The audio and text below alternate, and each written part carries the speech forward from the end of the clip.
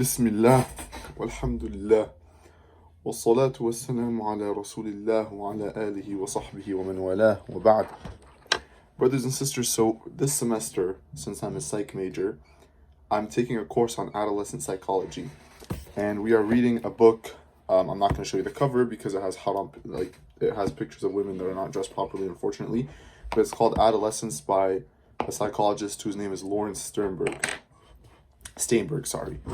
So this chapter which I'm reading is about sexuality, the chapter that I have to read for this week.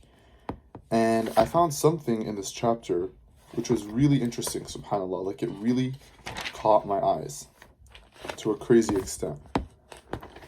And it's discussing the stages which adolescents tend to experience sexual intercourse through, and the stages that they usually tend to follow and fall into. And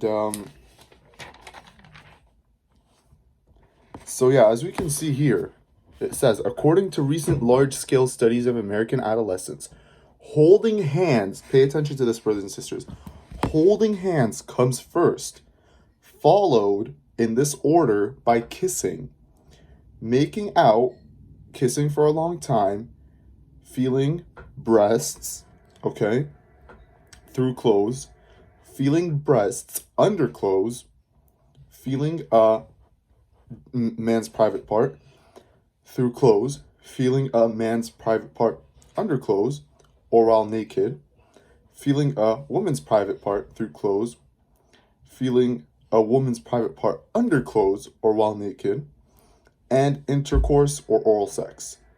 Okay?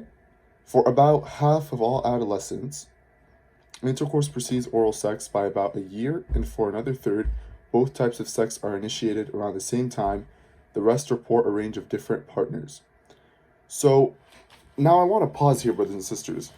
Notice how they mentioned that the first step that adolescents usually tend to go through.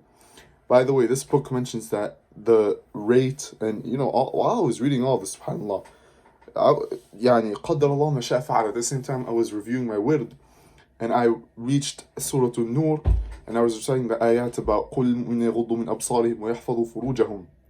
Right? Allah subhanahu wa ta'ala didn't even say don't hold hands, which is the first step here. He said don't even look, lower your gaze.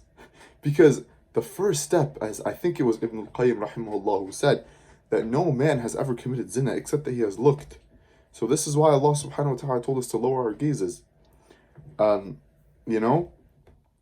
see, this is very interesting because a lot of people nowadays, they say, oh, I'm just holding hands, I'm just hugging, and then before they realize it, this is what ends up happening.